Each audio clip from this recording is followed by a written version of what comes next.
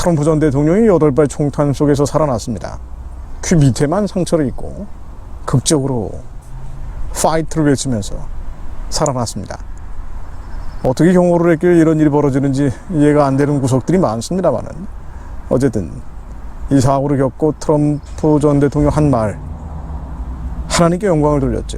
상상하기 어려운 일이 일어나지 않도록 막아주신 분은 오직 하나님 한 분이다. 여러분들이 저를 생각하고 기도해 주셔서 감사드립니다. 하나님께 영광을 돌리고 또 기도해 주셔서 감사하다라는 말을 남겼습니다. 두려워하지 않고 믿음으로 회복력을 유지하고 악에 맞서 도전할 것이다. 이 사고 이후에 비극적인 사고고, 뒤에 그 청중석에 있던 사람 2명은 중상을 입고 1명은 사망을 했는데, 그럼에도 불구하고 어쨌든 이 사건 이후에 트럼프 전 대통령의 지지율은 더 급상승하고 있어요. 아마 11월에 대선 치러보나 마나가 되지 않나. 이미 당선이 확정시 되지 않은가, 확실시 되지 않는가 라는 이야기들이 나오고 있습니다. 자, 그런데 트럼프가 복귀하게 되면, 다시 대통령 자리로 돌아오게 되면은 많은 사람들이 이러쿵저러쿵 얘기하는데, 특히나 한반도 문제, 한국 상황과 관련해서 여러 가지 우려가 나오고 있는 것도 사실이에요.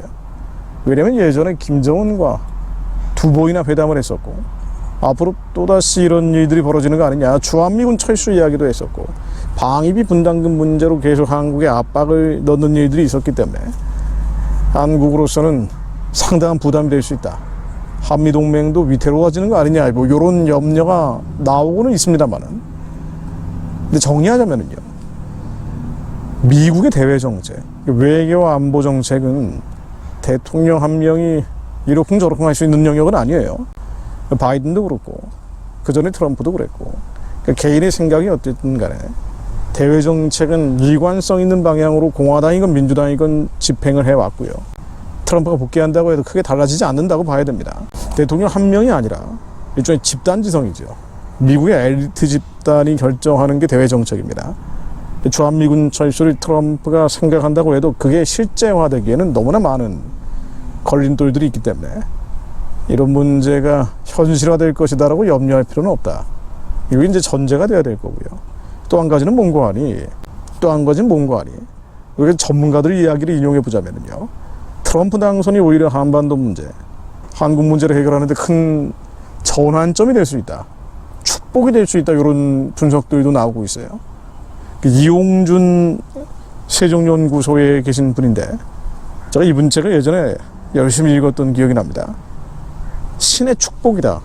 뭐 언론에서는 하나님이라는 표현은 굳이 피했던 것 같은데, 트럼프가 다시 복귀하게 되면 한국에게는 하나님의 축복이다, 요 얘기를 인터뷰를 했더라고요. 바로 요 사고가 나는 몇 시간 전에 인터뷰가 실린 게 있습니다.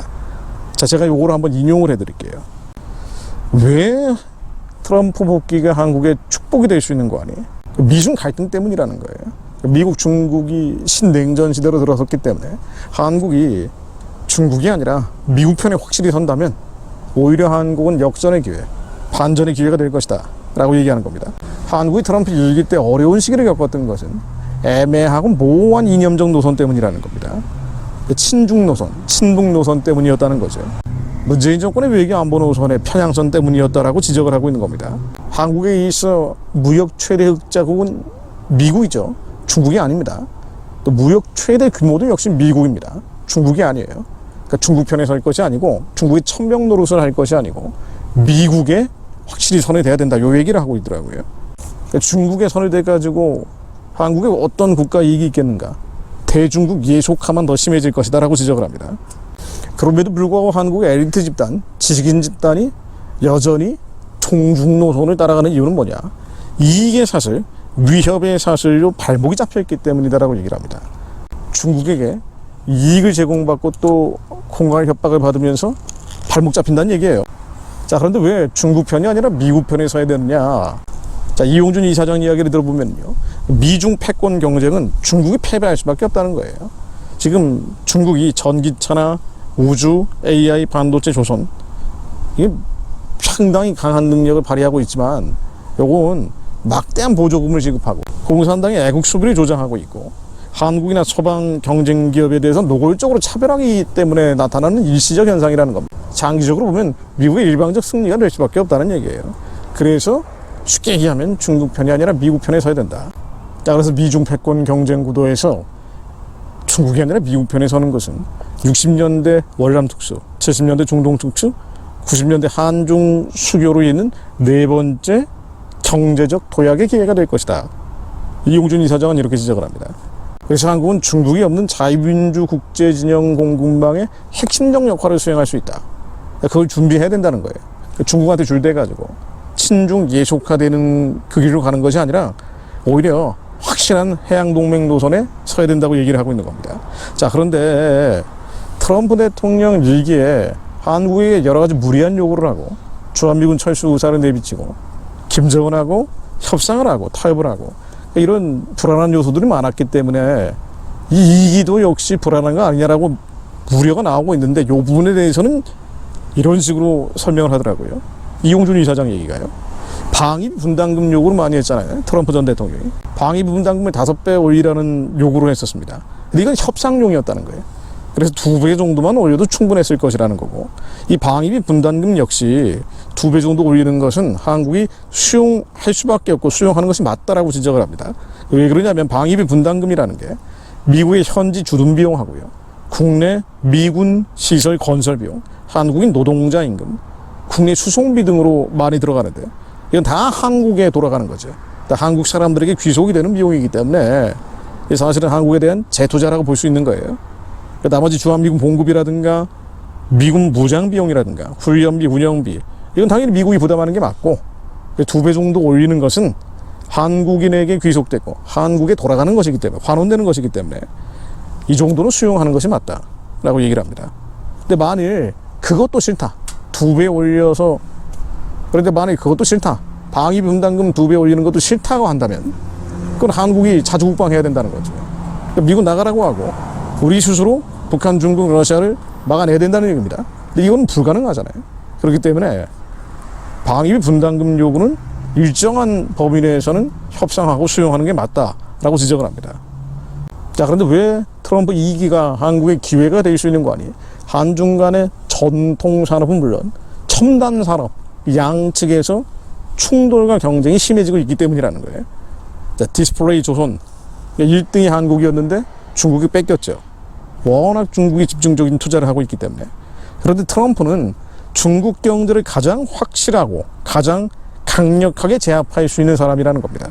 그래서 한국 경제, 한국 산업을 중국 축선에서 구출해낼 수 있는 사람이 오히려 트럼프가 될 수 있다. 실제로 트럼프 일기 때 화웨이나 GT를 퇴출시켰죠. 트럼프만이 할 수 있었다는 거예요. 완전히 쫓아내버렸습니다. 자, 그 결과 한국은 기술 초격차를 줄일 수 있는 시간을 벌 수 있었고 시장 판매 우위에 설 수 있는 기회가 됐다는 거예요. 만약 이렇지 않았으면 트럼프 일기 때 트럼프가 이런 화웨이 GT를 퇴출시키지 않았다면 삼성전자는 세계 휴대폰 시장에서 도태됐을 거라는 거예요. 그러니까 2기도 트럼프가 지금 중국에 대해서 압박하고 봉쇄하겠다, 확실한 입장을 밝히고 있기 때문에 한국에게는 굉장히 큰 도움이 될 것이다 라는 겁니다. 실제로 트럼프 공약 보면은 중국에 대해서 강력한 디커플링 하겠다, 단절시키겠다, 교제를 끊겠다, 이렇게 공약을 내세우고 있죠. 그래서 트럼프 일기 때 한국이 중국에 대처하는 자유민주 진영의 제조업의 패권을 장악할 수 있다, 이런 얘기를 하고 있는 겁니다. 특히나 제조업 경쟁력이 한국이 독일, 일본, 대만에 비해서 우월하죠. 그런 면에서는 우려가 아니고 기회가 될 수 있다. 자, 기도하겠습니다. 역사를 주관하시는 분은 하나님이시고요, 우리가 할 수 있는 영역이 있고 하나님께 맡겨드려야 될 영역이 있습니다. 사무엘상 2장 6절로 여호와는 죽이기도 하시고 살리기도 하시며 음부에 내리기도 하시고 올리기도 하시는도다. 여호와는 가난하기도 하시고 부하게도 하시며 낮추기도 하시고 높이기도 하시는도다. 가난한 자를 진토에서 일으키시며 빈핍한 자를 거름더미에서 드사 귀족들과 함께 앉게 하시며 영광의 위를 차지하게 하시는도다. 땅의 기둥들은 여호와의 것이라 여호와께서 세계를 그 위에 세우셨도다. 그가 그 거룩한 자들의 발을 지키실 것이요 악인으로 흑암 중에서 잠잠케 하시리니 힘으로는 이길 사람이 없음이로다.